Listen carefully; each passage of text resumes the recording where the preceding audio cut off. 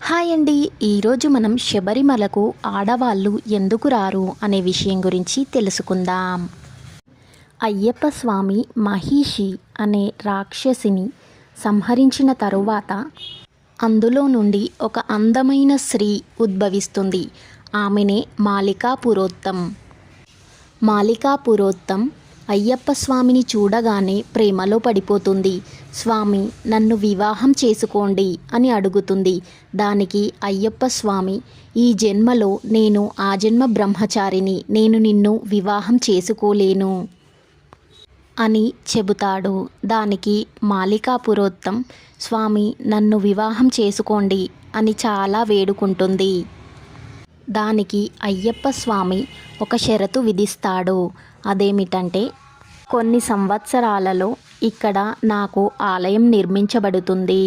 కొన్ని కోట్లలో భక్తులు నన్ను దర్శించుకోవడానికి వస్తారు. ఏ సంవత్సరం అయితే నన్ను దర్శించుకోవడానికి కన్యస్వాములు రారో ఆ సంవత్సరం నేను నిన్ను వివాహం చేసుకుంటాను అని మాలికా పురోత్తమికి చెబుతాడు. దానికి ఆమె సరేనంటుంది. కానీ స్వామి, నాది ఒక షరతు.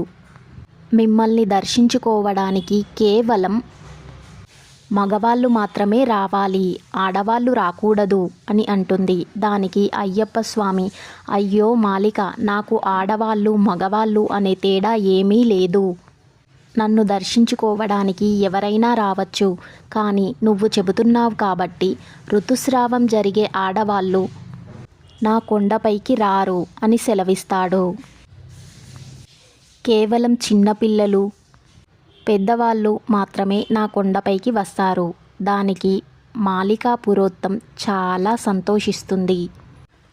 మాలిక, నువ్వు ఇక్కడే మణిమండపం పక్కనే కొండపై ఉండు, వచ్చిపోయే భక్తులను కాపాడుము అని అయ్యప్ప స్వామి సెలవిస్తాడు. దానితో మాలికా పురోత్తం మణిమండపం పక్కనే ఉంటుంది. నేనిచ్చిన ఈ ఇన్ఫర్మేషన్ మీకు నచ్చినట్లయితే నా ఛానల్ని like, share, comment and subscribe చేయండి. అలాగే అయ్యప్ప స్వామి ఆశీస్సుల కోసం స్వామియే శరణమయ్యప్ప అని కామెంట్ చేయండి. Thank you for watching.